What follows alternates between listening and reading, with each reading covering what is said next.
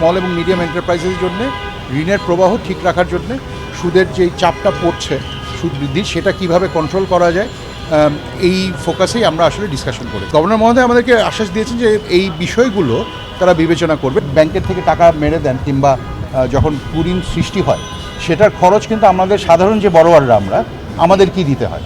In fact আপনি যদি দেখেন যে ব্যাংকের যে মোট স্প্রেড তার অলমোস্ট এক তৃতীয়াংশ থেকে অর্ধেক আপনার চলে যায় এই বিভিন্ন ধরনের লুটপাটের কারণে কিংবা যে ঋণের ক্ষতি যেটা সেটার জন্য। তো আপনি যদি ঋণের পরিমাণ কমিয়ে আনতে পারেন আমাদের জন্য ব্যাংকের সুদের হার কমে যায়। তো এই ব্যাপারে আমাদের স্ট্যান্সের কোনো ডিফারেন্স নেই। সেন্ট্রাল ব্যাংক যেটা করছেন এখানে আরেকটা জিনিস মাথায় রাখতে হবে যে ওনারা একটা ডিটেলড প্রসেসে একটা স্ট্যাবিলাইজেশন বজায় রেখে এই জিনিসটা কন্ট্রোল করতে চান। আমরা এটা সাপোর্ট করি।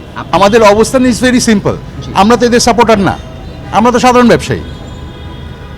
ব্যাপারটা তাই। আপনারা তো ভুক্তভোগী, সেটা আমরা ভুক্তভোগী। আমরা তো চাই সরকার ঋণ আদায় করুক।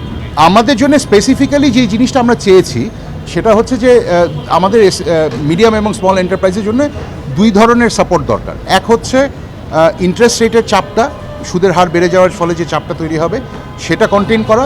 সেকেন্ড হচ্ছে আমাদের যে ঋণের প্রবাহ যেটা সেটা বজায় রাখা।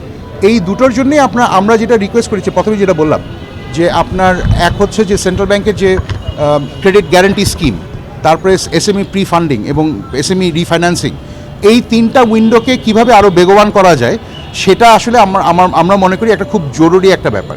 উনি এটা দেখছেন, উনি যথাযথ ব্যবস্থা নেবেন বলে আশ্বাস দিয়েছেন আমাদের।